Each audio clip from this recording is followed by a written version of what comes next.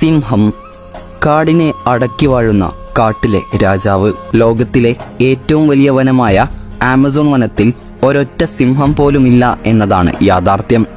എന്നാൽ എന്തുകൊണ്ടായിരിക്കും ഇന്ത്യയുടെ 2 ഇരട്ടി വലിപ്പമുള്ള ആമസോൺ വനത്തിൽ സിംഹങ്ങൾ ജീവിക്കാത്തത് എന്നും സിംഹങ്ങൾ ഇല്ലെങ്കിൽ ആരാണ് പിന്നെ ആമസോൺ വനത്തിലെ രാജാവ് എന്നുമാണ് ഈ വീഡിയോയിലൂടെ നമ്മൾ കാണാൻ പോകുന്നത്.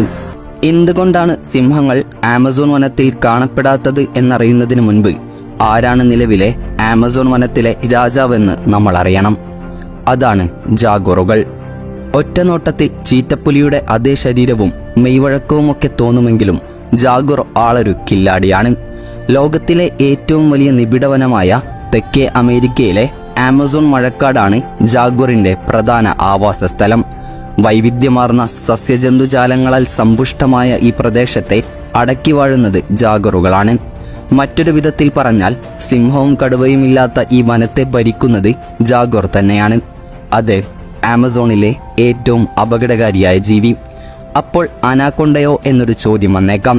സിനിമയിൽ കാണുന്ന രൂപവും ഭാവവും മാറ്റി നിർത്തി നോക്കിയാൽ അനാക്കൊണ്ടയൊക്കെ ഇവന്റെ മുൻപിൽ വെറും ശിശു എന്ന് പറയേണ്ടി വരും.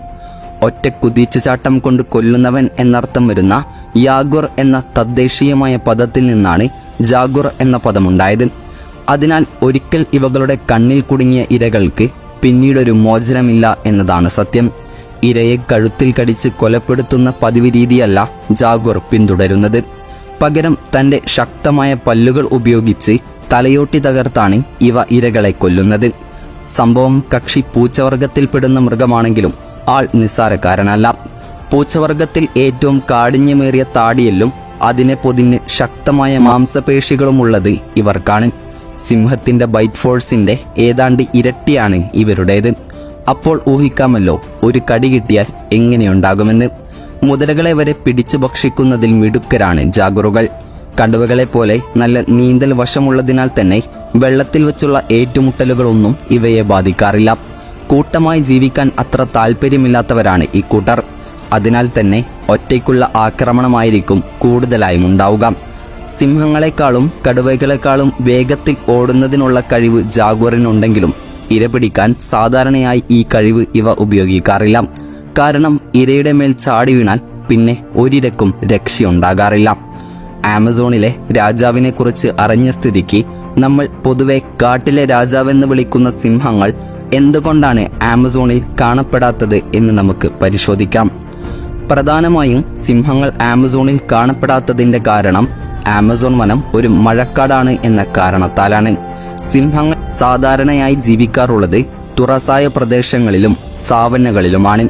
മരങ്ങൾ നിബിഡമല്ലാത്തതും ഇടയ്ക്ക് ധാരാളം പുല്ലുകൾ നിറഞ്ഞതുമായ വനമേഖലകളെയാണ് സാവന്നകൾ എന്ന് പറയുന്നത്. സാവന്നകളിൽ ധാരാളം പുല്ല് ലഭിക്കുമെന്നതിനാൽ സസ്യബുക്കുകളായ പലയിനം മൃഗങ്ങളെയും അവയെ ഭക്ഷിക്കുന്ന സിംഹങ്ങൾ പോലെയുള്ള മാംസബുക്കുകളെയും ഇവിടെ കാണാം.